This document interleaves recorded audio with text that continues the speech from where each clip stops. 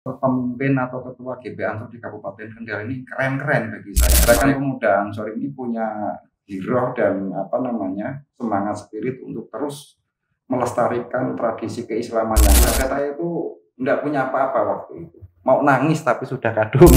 Sebagai kader NU itu jangan sekali-kali kita minta jabatan. Tantangan terbesar adalah mengalahkan diri sendiri. Iya, hampir 85% ya, itu pemuda dari perkampungan, dari pedesaan, pemuda kampung lah, bukan kampungan tapi ya tapi kita tetap komitmen membangun sebuah ideologi dan pergerakan pemuda Ansor ini tetap kita kuatkan. Dan karena Gus Adin ini basicnya adalah pengusaha, di mana GP Ansor periodenya Gus Adin ini memiliki 4 misi ya yang dirangkum dalam sebuah jargon bisa. Jadi saya naik skuter Vespa itu sampai lokasi mau parkir, diusir saya mas. Ngusirnya itu di depan baliho yang foto saya terpasang di situ. Tapi saya nggak bersyukur kalau belum pernah diusir Banser itu belum pernah mendapatkan berkahnya Ansor. Inna fiyatikum amrol umah, inna fiyati syuban amrol umah. Bahwa di tangan pemuda lah urusan umat akan berlanjut. Perjuangan gerakan pemuda Ansor tidak pernah berbatas waktu dalam periodisasi.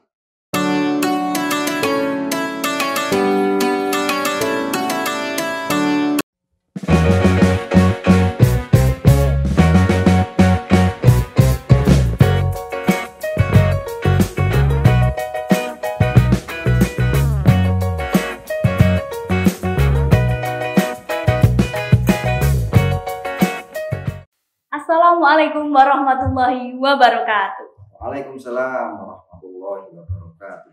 Selamat datang di podcast perdana NU Kendal Online. Ini merupakan program terbaru dari NU Kendal Online yang merupakan media informasi dari PCNU Kabupaten Kendal dalam rangka misi dakwah digital Rahmatan lil Alamin. Bersama saya Hipna Rohadatul Aisy. Pada kali ini kita akan mengulik organisasi kepemudaan di Kabupaten Kendal, yaitu Gerakan Pemuda Ansor. Nah, tema kita kali ini adalah Ansor di Persimpangan Jalan. Nah, apa sih yang dimaksud Ansor di Persimpangan Jalan ini? Apakah ini menandakan suatu kebingungan? Atau ini justru adalah salah satu langkah untuk memilih arah yang lebih baik? Apakah akan belok ke kanan, ke kiri, atau justru mundur? Atau malah ini sebagai langkah untuk maju ke depan? Nah, telah hadir bersama kami Bapak Misbahul Munir selaku Ketua Gerakan Pemuda Ansor Kabupaten Kendal tahun 2020 sampai tahun 2024. Nah, Assalamualaikum Kang Misbah. Ya, waalaikumsalam warahmatullahi wabarakatuh. Mbak Hipna, bahagia sekali ya bisa ketemu Mbak Hipna. Alhamdulillah. Sehat walafiat, fine aja. Alhamdulillah. Very fine. Selamat datang Pak di podcast kami. Ini enaknya saya manggilnya Pak, Gus, atau? Saya belum terlalu tua kali ya. Kalau di luar saya biasa dipanggil Kang Misbah. Ya lebih kendal, lebih egaliter dan merakyat ya. Kang Misbah aja. Okay. Ya. Berarti Kang Misbah ya. Kang Misbah. Kang Misbah, sebagai mantan Ketua GP Ansor di Kabupaten Kendal ini, tentunya paham betul tentang histori GP Ansor di Kabupaten Kendal.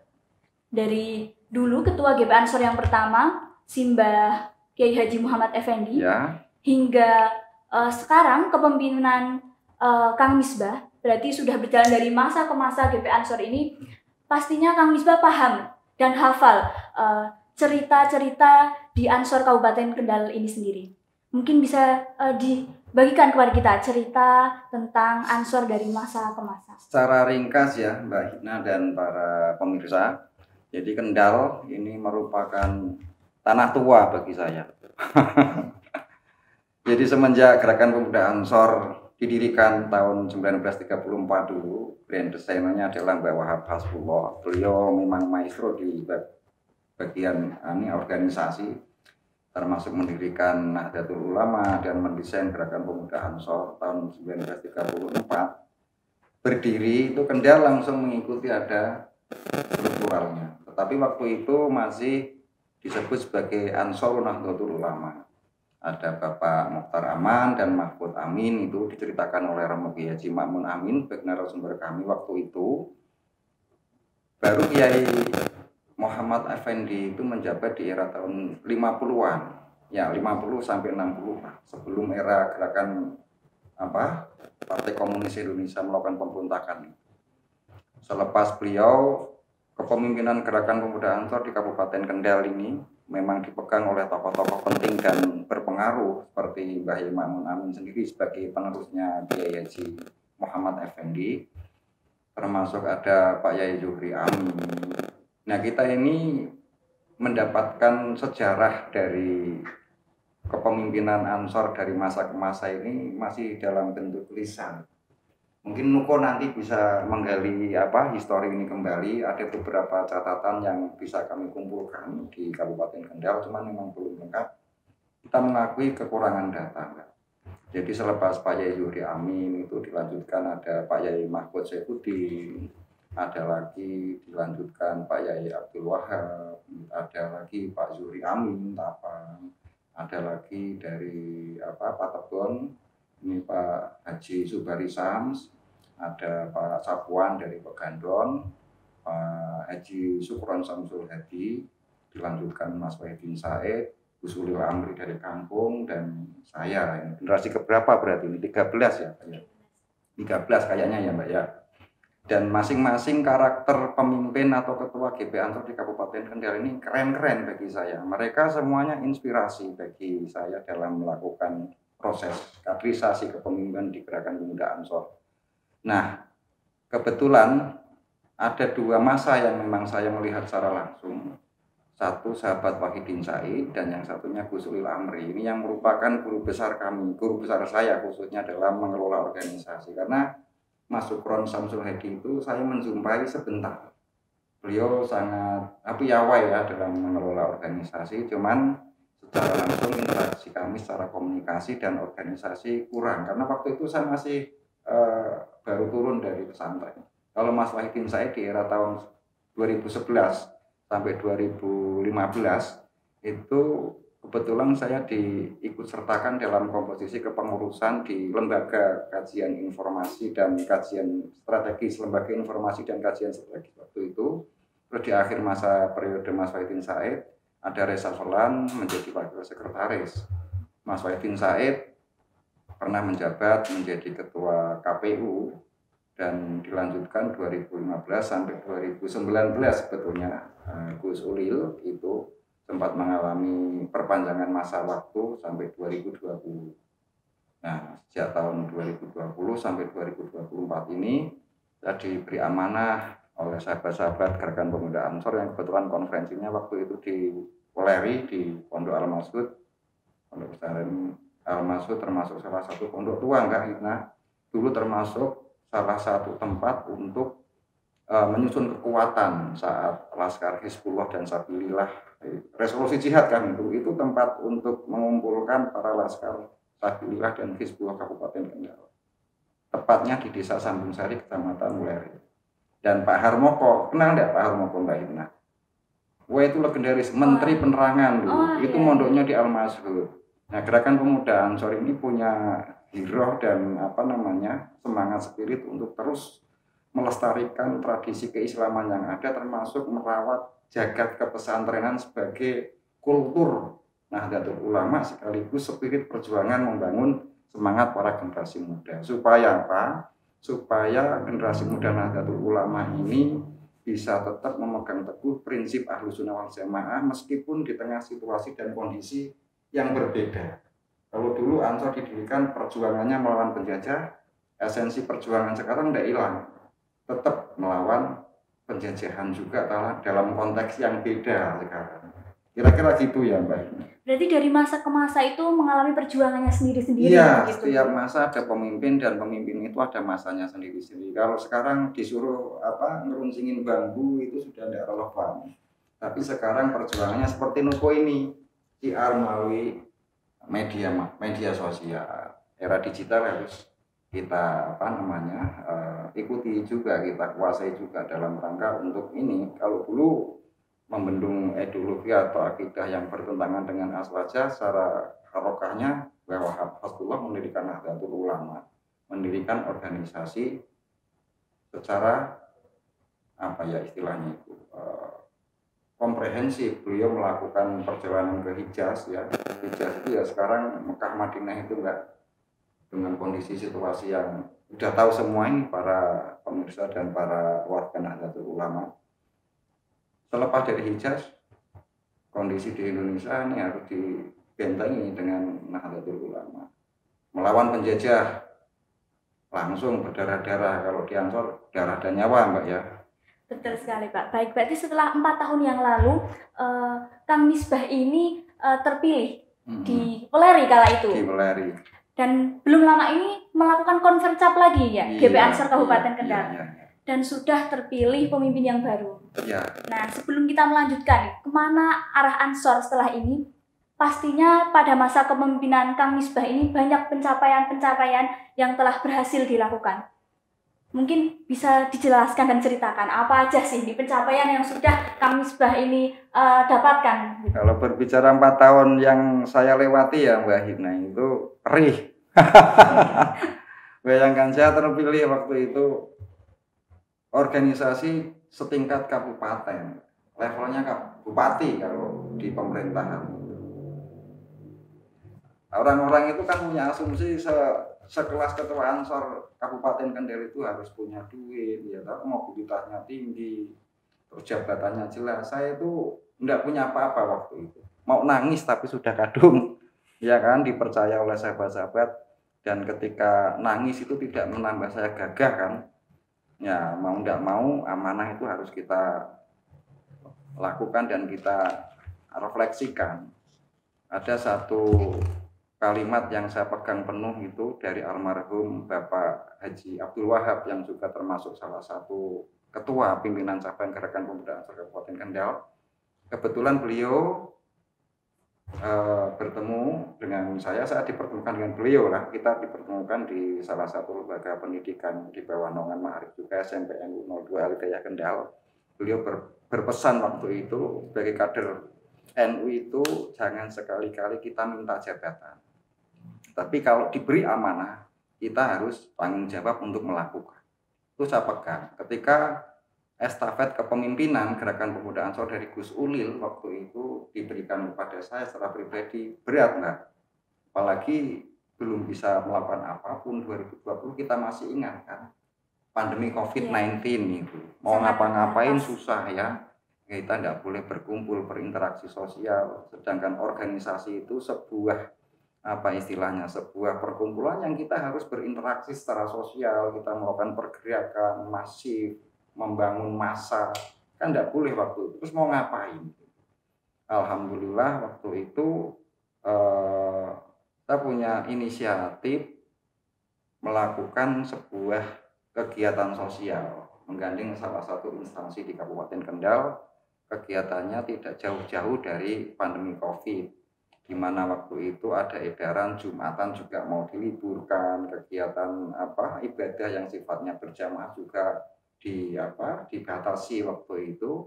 Banyak pro dan kontra di masyarakat sehingga kita menjembatani bahwa kegiatan keagamaan ini tidak lantas harus dihilangkan atau bahkan ditiadakan. Akhirnya kita melakukan bersama-sama kader Ansor Banser di Kabupaten Kendal ini penyemprotan disinfektannya. Waktu kala itu keren sekali, ya, sangat keren. Pandemi. Iya, pandemi masif. Jadi kita diminta untuk mendata masjid yang ada di Kabupaten Kendal. Kebetulan Gerakan Pemuda Ansor ini kan punya struktural yang basisnya sampai ke desa-desa, bawah pimpinan ranting Gerakan Pemuda Ansor.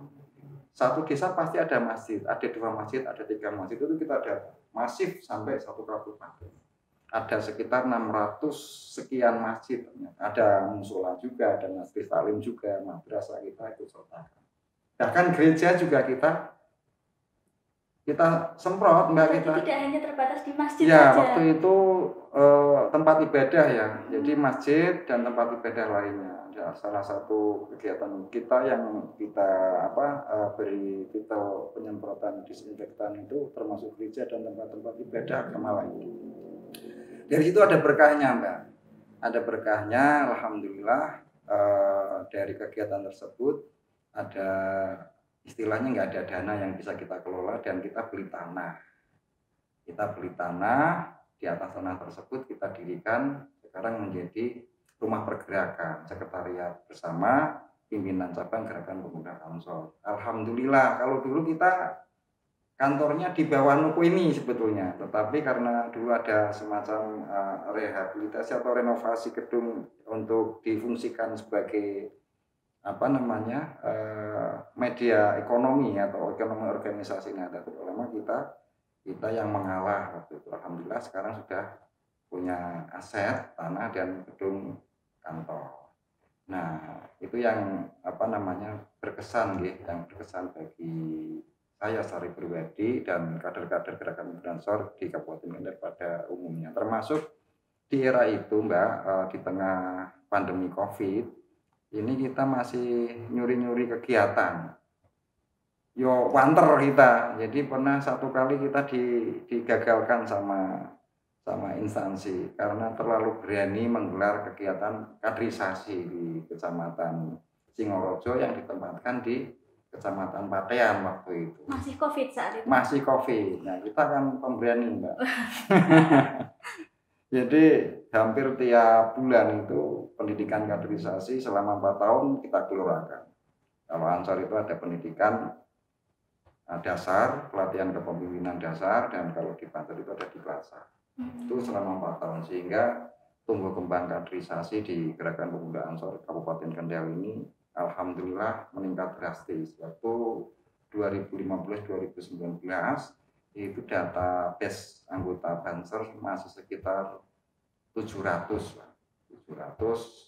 sekian gitu. Era Mas Ulil Amri 2015-2020 itu sudah mencapai angka 3.000-an sekian. Dan kemarin data kami yang kita kumpulkan dari hasil pelatihan pendidikan Banser itu sudah mencapai 10.000. Pencapaian yang sangat luar biasa, Kang Misbah. Nah, di balik pencapaian-pencapaian itu, selama Kang Misbah menjabat sebagai Ketua Gerakan Pemuda Ansor, pastinya itu banyak tantangan-tantangan. Oh, banyak, iya. Misalkan di kepemudaan itu sendiri, mungkin tantangan terbesar itu apa sih pada kepemimpinan Kang Misbah itu? Tantangan terbesar adalah mengalahkan diri sendiri. Iya Mbak. Nah, saya pernah itu sudah menggelar kegiatan rapat kerja ya di tingkat kabupaten, mengundang ketua dan sekretaris pimpinan anak cabang Kabupaten Kendal. Acaranya malam. Sorenya itu istri saya melahirkan. Pilihan yang sulit. Iya. Acara sudah harus saya eksekusi di hari itu, menunggu waktu beberapa jam kemudian istri telepon waktu itu perutnya sakit ya. Karena di dalam perut istri saya itu ada bayi saya gitu. Ya otomatis secara organisasi saya berkoordinasi sama sahabat-sahabat untuk ini dihandle dulu ada apa kan gitu. Istri saya mau melahirkan, masa saya harus sok sibuk banget kayak gitu. Saya ngurusin proses persalinan istri. Setelah bayinya lahir, saya bawa pulang, itu saya dipanggil istri. Ada apa Bu? Saya bilang kayak gitu. Udah ayah kalau mau berangkat ke rapat kerja silakan gitu. Jadi support istri itu luar biasa buat saya, sehingga tantangan-tantangan yang sifatnya itu internal keluarga dan apa istilahnya itu pribadi banget itu sudah kita buang gitu. Yang terpenting support dari istri itu saya dapat. Jadi saya belum sempat melihat keelokan wajah bayi saya harus datang di rapat kerja. Iya, saya harus ke Peganduan waktu di Pondok Pesantren Azhar. Dan itu alhamdulillah enjoy ketika kita landasi sebuah pengkhidmatan ini benar-benar istilahnya lillahi ta'ala, insya Allah tidak ada beban. dan saya mengakui bahwa peran istri itu luar biasa. Jadi apa ya, hebat dan tidaknya laki-laki itu tergantung istrinya, itu betul itu. Terus ada lagi ya, tantangan terberat itu adalah ya kita semua mengetahui bahwa basic dari kader Gerakan Pemuda Ansor atau Banser ini itu hampir 85% ya, itu pemuda dari perkampungan, dari pedesaan, pemuda kampung lah, bukan kampungan tapi ya dari desa, di mana ketika melihat SDM orang desa dengan perkotaan ini kan beda. Tapi bukan lantas orang desa itu selalu kalah, itu enggak. Cuman ini mengajak sahabat-sahabat lebih kekinian itu yang kadang susah, khususnya ketika pengelolaan organisasi yang saat ini itu kan sudah melalui sistem IT, digital, aplikasi. Ini masih banyak yang kurang ngejar kala itu, kalau sekarang sudah bisa kala itu. Jadi pendataan database anggota yang melalui aplikasi. Waktu pandemi juga itu kan pemberlakuan sistem online digitalisasi marak kan.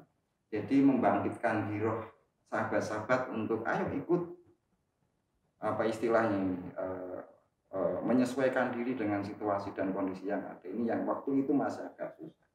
Terus perbedaan persepsi, perbedaan frekuensi ini kan. Syukur alhamdulillah nih sahabat-sahabat yang sudah ikut pendidikan dan pelatihan kepemimpinan ini lebih enak diajak berkomunikasi dan mengembangkan organisasi, karena di dalam Gerakan Pemuda Ansor ini ada acuannya. Ya, organisasi manapun punya acuan, ada ART. Sekali ada perbedaan, kita kembalinya ke kitab suci kita itu. Itu alhamdulillah di Gerakan Pemuda Ansor bisa lebih soft dan lebih bisa dipahami, sehingga garis komando satu komando garis pimpinan ini benar-benar dijalankan oleh sahabat-sahabat begitu. Terima kasih sahabat-sahabat Ansor Banser yang luar biasa di Kabupaten Kendal. Kompaknya luar biasa. Hujan panas itu tidak terasa bagi sahabat-sahabat kami. Menarik sekali ya Pak. Dari yang pertama tadi tentang masalah keluarga, lalu kita harus fleksibel, harus tetap menjalankan organisasi bagaimanapun kondisinya gitu ya. Ya. Nah, setelah masa Anda habis ini, setelah kepemimpinan sudah habis, kemana arah Ansor ini akan berjalan? Berbicara tentang persimpangan gitu. Gitu. Apakah akan ke kanan, ke kiri, atau mundur, atau justru akan maju ke depan dengan lebih pesat gitu? Akan lebih maju dan lebih pesat, Mbak Hitna. Karena saya yakin, sekali lagi kemarin tadi saya menyampaikan bahwa setiap masa pasti ada pemimpinnya, dan setiap pemimpin itu akan ada masanya. 2020 sampai 2024 kita dihadapkan pada posisi transisi ya Mbak. Transisi dalam arti begini, era kepemimpinan saya ini dibuka dalam situasi dan kondisi COVID-19. Hampir 3 tahun berjalan, itulah 2 tahun lah. Tapi kita tetap komitmen membangun sebuah ideologi dan gerakan pemuda Ansor ini tetap kita kuatkan. Nah, 2024, 2029, 2028, 4 tahun kalau masa khidmatnya Kabupaten Kendal, di tingkat kabupaten maksudnya. Nah, untuk pimpinan pusat sampai 2029 di era Gus Adin Jawaharudin. Jadi saya yakin GP Ansor Kabupaten Kendal ini akan maju karena sesuai dengan situasi dan kondisinya Mas Ali, sahabat Ali Nuruddin ini yang memegang sekarang. Sama Mbak, nasabnya sama. Jadi kalau pimpinan pusat itu dari Bendung jadi ketua umum, di pimpinan cabang Gerakan Pemuda Ansor Kabupaten Kendal ini dari Bendahara menjadi ketua BC. Ini saya samakan, frekuensinya saya samakan karena Gus Adin ini basicnya adalah pengusaha.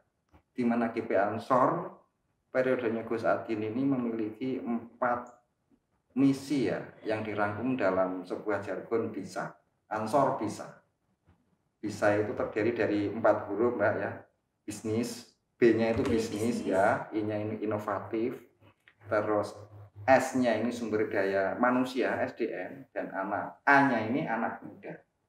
Jadi sesuai dengan basically-nya Mas Adin Ketum, ini Ansor ini harus sudah bisa mengelola sebuah bisnis secara organisasi.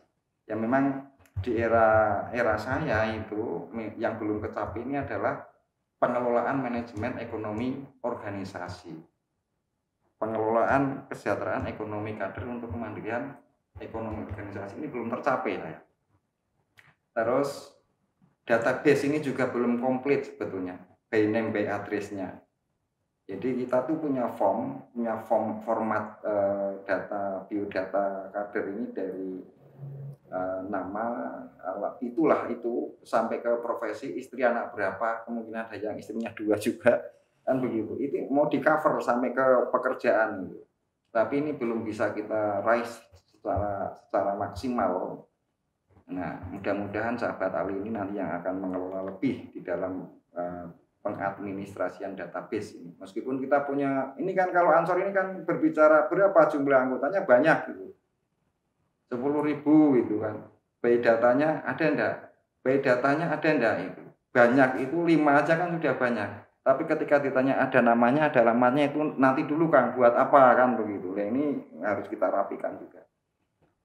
Nah, di Kabupaten Kendal sahabat Ali ini sama karirnya dengan sahabat Ketum Gus Abdi. Beliau pengusaha pebisnis kan. Jadi saya yakin di era 2024-2028 pimpinan cabang Gerakan Pemuda Ansor ini akan tambah kuat, jaya dan maju Mbak Hina. Keren ya. Penjelasan yang sangat mendalam dan mungkin jadi harapan ya kan selanjutnya untuk Ansor jadi lebih maju dan lebih besar dari kepemimpinan yang sebelumnya. Iya dong. Nah, kita sekarang kepingin tahu nih kan, selama menjabat menjadi ketua, apakah ada cerita menarik yang sampai saat ini Kang Misbah itu belum bisa lupakan gitu? Oh gitu ya? Iya. Banyak sekali Mbak. Satu pernah ditegur sama Kiai Mustamsikin, Abah Mustamsikin ya kalau perso. Abah Mustamsikin itu ketua PCNU ya Mbak Hina, kenal toh? Iya, kenal. Waktu itu ada acara kan bareng bupati hadirnya. Yang dikawal itu harusnya kalau Banser itu kan kiainya, apalagi kiai itu pada ngerubung bupati gitu. Sehingga Pak Mustamsikin itu jalan sendiri. Iya. Terus saya jawab, "Bah, kok panjenengan? Saya loh ketua pimpinan cabang." Ketika turun ke bawah gitulah, backgroundnya itu kan foto saya besar-besar Mbak. Iya. Background rata itu foto saya. Waktu itu saya ke Weleri ini, sahabat-sahabat Weleri ini. Ya, sahabat-sahabat Weleri saya datang waktu itu suruh buka di Klatsa. Saya naik skuter. Seketurnya mantan ketua Ansor Kabupaten Kendal itu Bapak Haji Subarisan. Allah yarham. Malamnya saya mimpi itu. Ini ada mistis-mistisnya, Mbak. Jadi saya naik skuter Vespa itu. Sampai lokasi mau parkir, diusir saya, Mas. Ngusirnya itu di depan baliho yang foto saya terpasang di situ. Banser saya itu yang ngusir itu. Nah terus saya buka masker, saya buka helm. Belum kenal juga kalau saya ketua pimpinan cabang. Itu banser baru mungkin atau? Ya enggak tahu itu banser beneran atau bukan itu. Nah terus saya harus parkir di mana ini dan gitu. Parkirnya sana Mas gitu. Ketua PAC-nya udah datang belum datang. Sahabat Fajar waktu itu. Nanti kalau sahabat Fajar lihat podcast ini cari itu kader itu. Saya kasih 1 juta itu. Nah terus saya tanya lagi sekretarisnya PAC waktu itu. Datang dia. Pak sekretaris PAC datang. Ini banser ini menyingkir nih. Mungkin perasaannya kok dia sudah sadar antara yang di baliho dengan yang dilihat ini sudah sama gitu. Atau mungkin karena foto saya banyak nipu orang. Kalau di foto itu kan kelihatan keren gagah gitu.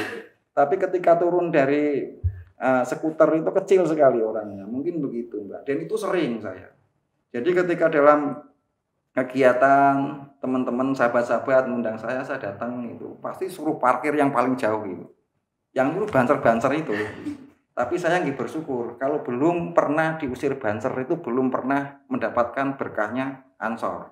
Mbak Sahal Mahfud lho niku. Ngertos lah Mbak Sahal Mahfud? Iya. Iya, waktu itu Rois Suriah PBNU dalam satu acara. Sudah ditunggu kiai-kiai. Beliau sudah hadir di lokasi, tapi belum bisa masuk ke ruang acara. Diusir banser Mbak, begitu. Itu lika-liku yang paling saya ingat, insya Allah nggak akan lupa itu. Ini salah satu cerita yang cukup menarik Iya. begitu ya, selain Ada lagi Mbak. Oh, masih ada Masih, lagi? waktu itu saya sekretaris, ketuanya Gus Ulil nih ya, acaranya di Boja waktu itu. Saya dibonceng di ini, yang nyupir Mas Ulil langsung waktu itu, yang nyupir mobilnya Mas Ulil, saya duduk di sebelahnya dan bagian belakang ini almarhum Kiai Mufton Samruddin Rais Bangano. Mau masuk lokasi itu di portal enggak boleh Mbak. Katanya ini untuk jalur tamu khusus itu. Padahal acara itu yang gelar pimpinan cabang Gerakan Pemuda Ansor. Latgab waktu itu. Enggak boleh masuk itu. Dibolehin masuk itu ketua, waktu itu Gus Ulil bilangnya apa? Ini saya nganter air mineral, disuruh orang dalam gitu. Baru dibolehin. Ketua PC mau masuk enggak boleh. Bahasan ini bilang ini ada air mineral yang harus diantar ke dalamnya Kiai, baru dibuka. Enggak tahu yang nyupir itu ketua PC waktu itu. Gitu Mbak. Ketua PC sampai kalah dengan orang yang nganter galon gitu Iya, ya. berpura-pura jadi tukang galon aja malah dibolehin. Nah, terakhir nih Kang Misbah. Terakhir ya? Setelah terpilih ketua pemuda Ansor yang baru, pesan untuk Kang Misbah kepada ketua terpilih dan juga para pemuda yang sedang menonton podcast ini nih, apa pesan-pesan yang bisa disampaikan kepada teman-teman semua? Sahabat-sahabat, kader-kader Gerakan Pemuda Ansor dan Banser Kabupaten Kendal dan para pemuda pada umumnya di Kabupaten Kendal, kebetulan ini juga pas sekali ya Mbak dengan peringatan Hari Sumpah Pemuda tanggal 28 Oktober ya Mbak. Saya masih muda loh Mbak. Iya, masih muda. Iya, 11-12 kali Mbak Hitna lah. Usia berapa Mbak Hitna? 20. Oh ya, saya 22. Jadi melalui momentum peringatan Sumpah Pemuda, kita review kembali bahwa masa yang akan datang itu berada di tangan pemuda. Ada satu istilah yang sering disampaikan berulang-ulang sebagai motivasi dan spirit bahwa Syubhanul Yaum Rijalul Ghad, atau yang sering juga dinarasikan dalam beberapa karya para ulama salaf, inna fiyatikum amrol ummah, inna fiyati syubhan amrol ummah, bahwa di tangan pemuda lah urusan umat akan berlanjut. Apalagi melihat posisi saat ini Indonesia menjelang 100 tahun kemerdekaan, atau yang sering kita dengar sebagai Indonesia Emas. Tahun berapa Mbak Itna? 2045. Iya, 2045. Kalau melihat 2045, sekarang ini berarti kira-kira 20 tahun yang akan datang ini era Mbak Hitna dan sahabat-sahabat yang lain. Marilah kita terus memotivasi diri, kita terus menggali potensi dan skill kita kembangkan, bahwa perjuangan Gerakan Pemuda Ansor tidak pernah berbatas waktu dalam periodisasi. Bahwa perjuangan Gerakan Pemuda Ansor itu harus ada di setiap nadi dan pori-pori kader-kader Gerakan Pemuda Ansor, Barisan Ansor, Serbaguna, Banser, dan selalu bersama dengan nafas selama kita masih hidup, selama hayat masih dikandung badan. Nah, kebetulan Gerakan Pemuda Ansor ini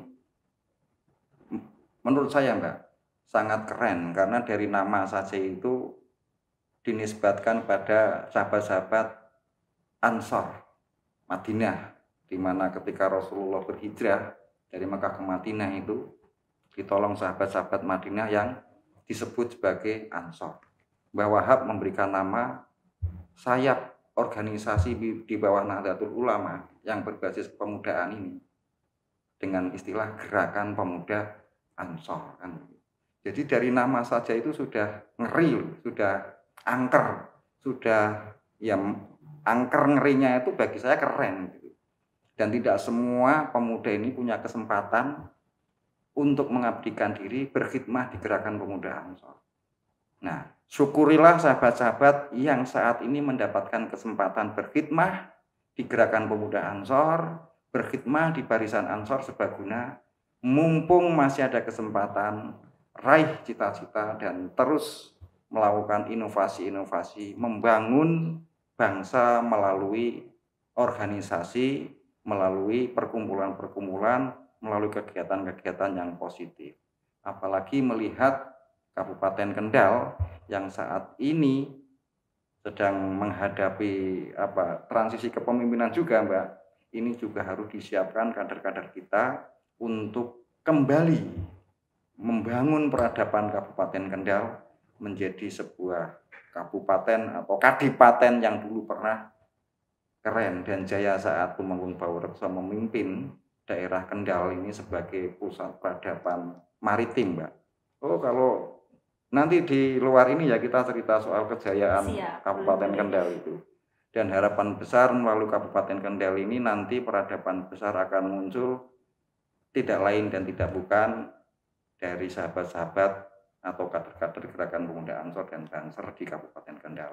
Yakin mawon, percaya diri bahwa niat baik kita ketika tulus khidmah li'ila'i kalimatillah wabtigo imardotillah ini akan ada asar dan berkahnya, baik untuk pribadi, keluarga maupun untuk khalayak umat. Itu Mbak Hina. Baik, luar biasa sekali Kang Misbah. Terima kasih atas waktunya, terima kasih atas pelajaran yang telah di-sharing kepada teman-teman semua. Nah, semoga dengan perbincangan ini yang bisa membuka wawasan kita tentang tantangan dan juga peluang Ansor di Kabupaten Kendal ini ke depan. Ya, boleh. Ya. Nah, dari NU Kendal Online ini Kang Misbah, mohon maaf ya Mbak Hina, mungkin sahabat-sahabat juga para pemirsa, ini ringkas saja karena waktunya terbatas sekali, ya mudah-mudahan bisa bermanfaat. Amin, amin. Ini dari NU Kendal Online, Kang Misbah, sedikit kenang-kenangan.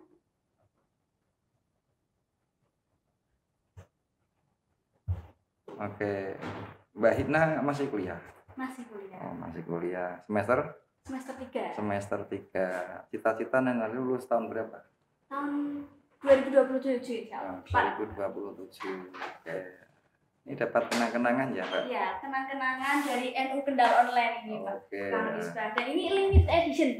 Hanya diberikan kepada pemateri. Oke, terima kasih. Boleh dibuka? Boleh, kita lihatkan ya. Wah, terima kasih. Kita suka. Warnanya keren, desainnya juga oke. Terima kasih Nuko NU Kendal Online. Semoga terus jaya di udara dan menjadi penyebar informasi Islam rahmatan lil alamin. Terima kasih. Sama-sama, terima kasih juga kami dari NU Kendal Online atas waktu dan pelajaran yang telah diberikan oleh Kang Misbah. Oke.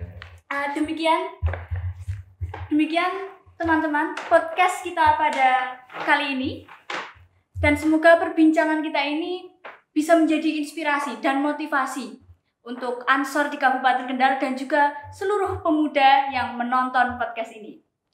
Nah, nantikan podcast dari NU Kendal Online dengan narasumber yang tak kalah menarik. Jangan lupa like, subscribe, dan berikan komentar Anda untuk NU Kendal Online menjadi yang lebih baik lagi. Terima kasih dan sekian podcast pada kali ini. Saya Hitna Radul Aisy pamit undur diri. Wassalamualaikum warahmatullahi wabarakatuh. Waalaikumsalam.